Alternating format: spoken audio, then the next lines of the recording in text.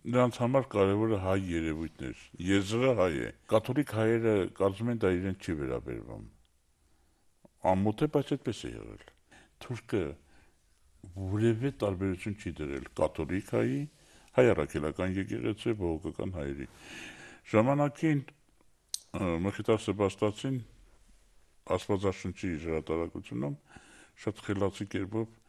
մեզ սովորեցնում էր, բայց մենք չսովորեցինք, որ ոչ ազգս կզոհեմ դավանանքից եւ ոչ էլ դավանանքս ազգությանս։ Այնպես է ստացվել, որ դավանանքը երկուսն էլ զուգահեռ մեծություններ են եւ այո, հեռացել ենք ափսոս մեր ազգի բանից դավանանքից, բայց հայ եմ ես, ինչ նշանակություն ունի, ես հայ եմ։ Նույնը ասում էր Մկդիշ Պեշիկտաշյանը, չէ՞, եղբայր ենք մենք հայտնի Զեյթունից հետո գրված Պարոն Հովհաննիսյան, այդ եղբայր լինելու համար ինչ որ մղիչ ուժ է պետք, որը պիտի լինի մեր հավատքը, հավաքական հավատքը, այո, ոչ թե մասնատված հավատքը։ Իդեպ ամենամեծ երկպառակտությունը, ամենամեծ երկփեղվածությունը կամ մասնատվածությունը հենց տեղի ունենում կրոնական հողի վրա։ Կուսակցությունները տարբեր կողմեր կանգնող, ինչպես գրաբար բառն է բացահայտում, կուսակցություն, որ գալիս է կույս բառից կողմ է նշանակում, այո, կարող են ինչ-որ մի կետի շուրջ համաձայնության գալ, կարող են մեկտեղվել կուսակցությունները կամ կուսակցությունից կուսակցություն փոխել, բայց հավատքի հողի վրա, դավանանքի հողի վրա երկփեղվածությունը կամ մասնատվածությունը խորքային է տեղի ունենում։ Վերջերս տարածված այն հարցը, որ զատկական տոնակատարությունների օրը պետք է փոխվի, հաստում է եւս մեկ հանգամանք, որ հարցադրում անողները ոչ զատկի խորհուրդը, ոչ էլ ապրիլ 24-յան խորհուրդը խորապես չեն ընկալում։ Այո, այս տարի շատ հետաքրքիր զուգադիպությամբ Սուրբ Զատիկը համընկել է ապրիլ 24-ի հետ։ բայց առաջին անգամ չի, եղել է չի, այո։ Եվ ամբողջացնում է ապրիլ 24-յան խորհուրդը։ Ուզում եմ ցիտել Պաուլոս Սևակին, ողբան մեռելոց կոչեմ ապրողած։ Այսինքն ապրիլ 24-ը միայն ողբի սուքի օր չէ։ Ի վերջո մենք հեթանոս չենք, մենք քրիստոնյա ենք, այդ հույսը միշտ կա, այդ լույսը կա։ Բացի դրանից կա զուգահեռը Քրիստոսի մահվան հարության եւ մեր ժողովրդի ցեղասպանության եւ վերհառնումի։ Մի հետաքրքիր դրվագ կա ավետարանում, երբ որ յուղաբեր կանայք կիրակի օրը գնում են գերեզման Քրիստոսի մարմինը օծելու եւ ճանապարհին երկյուղած եւ մտահոգ խոսում են, թե վեմը, քարը ով պիտի գլորի այդ հսկայածավալ։ Շատ ազգեր,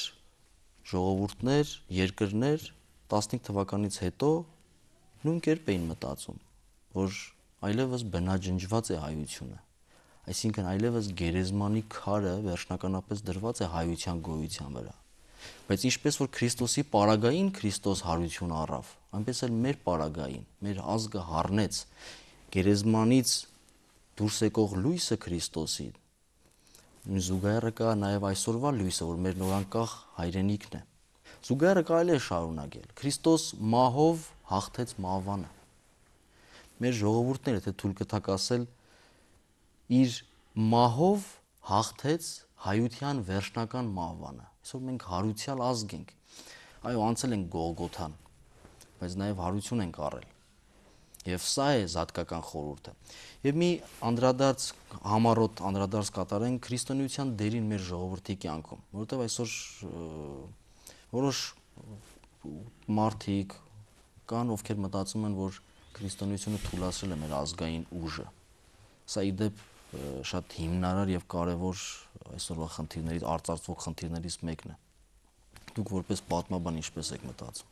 Այն մարդիկ ոչ միայն ես առիթով, ուրիշ առիթներով, երբ ուզում են հակնել ուսուցչի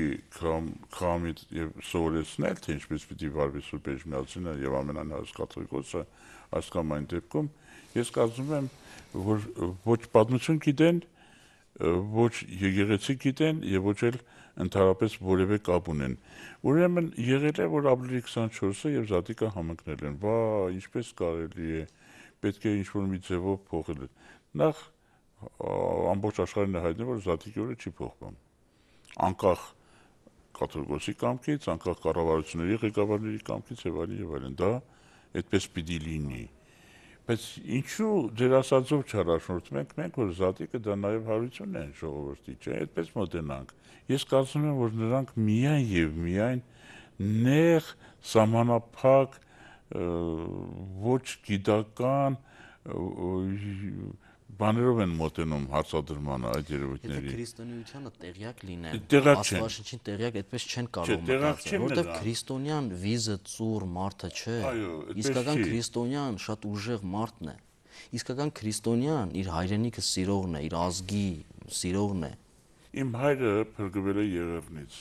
1 հոգի։ Նրա 7 տղաների 2 աղջիկները,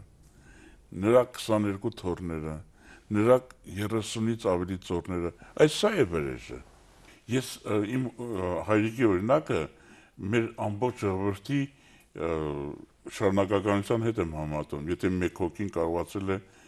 վերապրել եւ այսպես վրեժ լուծել Թուրքից, մեր ժողովրդի այսօրվա ապրելը Հայաստանում եւ Սփյուռքում դրա ամենամեծ վրեժի պատասխանն է։ Հետո որ ասում են անցել են 1915 թվականով, ինչ կամք վերապրելով։ Եվ այս կամքը մեզ թողեցի, որպեսզի մեր ժողովուրդը հնարավորություն ունենալը ինչ որ չափով իր մեջքը այս դժվարություններից ուղղելու, շտկելու եւ վերադառնալու հայրենիք։ Համախմբելու մեր եկեղեցու շուրջը, ամենամեծ ուժը, ամենամեծ դաստիարակիչը, ուսուցիչը, որ եղել է մեր կյանքում։ Պարոն Հովհաննիսյան, մենք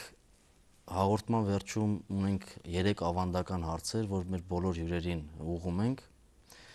ակնկալելով կարճ սպառիչ պատասխան։ Այո։ Ինչ է երջանկությունը ձեզ համար։ Ինձ համար կոնկրետ երջանկությունը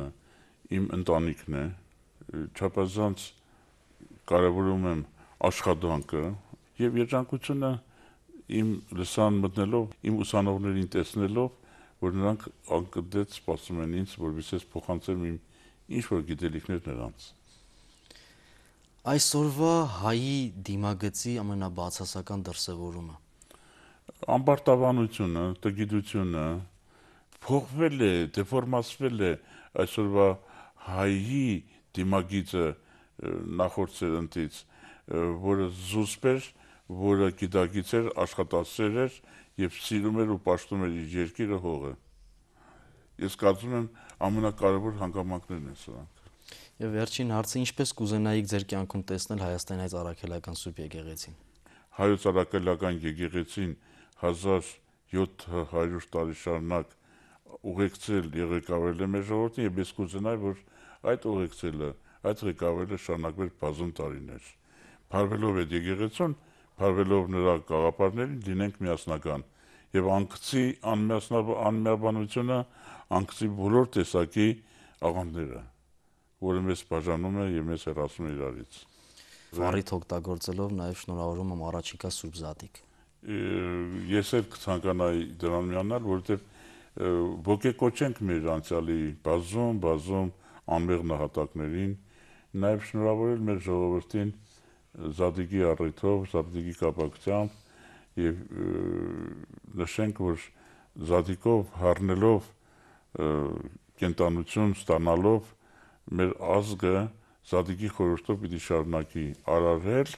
կուզենայք ցանկանայի եւ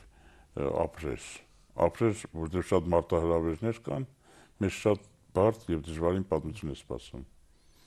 Շողակաթ հեռուստաընկերության եթերում օր 6-րդն էր եւ իմ զրուցակիցն էր պատմաբան Պետրոս Հովհաննիսյանը։ Շնորհավոր Սուրբ Զատիկ, Քրիստոս հարյավ իմերելոց, մեզ եւ ձեզ մեծ ավետիս։